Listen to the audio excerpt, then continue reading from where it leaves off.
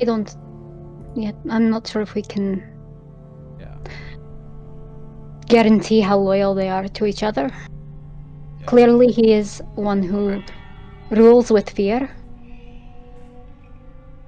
And fear does not buy loyalty.